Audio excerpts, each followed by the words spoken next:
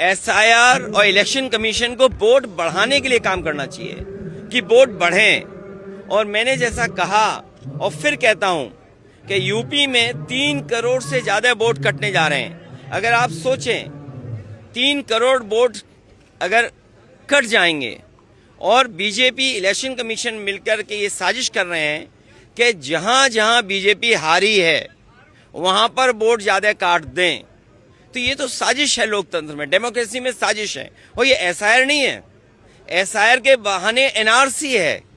जो एनआरसी ये सीधी लागू नहीं कर सकते थे, वो एनआरसी लेकर के आए हैं। ये लोगों के कागज ढूंढवा रहे हैं। अगर कभी एनआरसी लागू तो कागज क्या देने पड़ेंगे? यही तो कागज देने पड़ेंगे। और फिर आप लोग तो एक उस शहर के जो टेक्नोलॉजी को समझते हैं, आधार को आधार ही नहीं मान रहे हैं।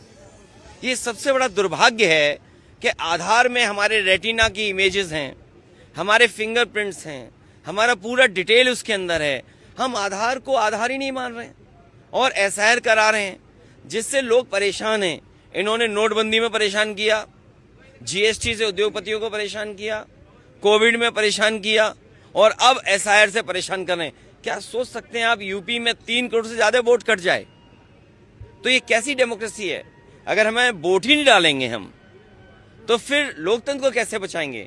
अभी हम बाबा साहब भीमराव अम्बेडकर जी की प्रतिमा देखते हुए आ रहे थे। बाबा साहब भीमराव अम्बेडकर जी ने तो अधिकार दिया हमें वोट डालने का, एक वोट डालने का अधिकार। यही वोट हमें हक दिलाता है, यही वोट हमें न्याय दिलाता है, यही वोट हमें आरक्षण दिलाता है, यही वोट हमारी सुरक्षा करता है, यही वोट हमें नौकरी दिलाता है, यही वोट है जिससे हम अपना गुस्सा सरकार के खिलाफ निकाल सकते हैं। ये वोट ही काट दे रहे हैं। ये बीजेपी की साजिश है। सर, और एक तरफ यहाँ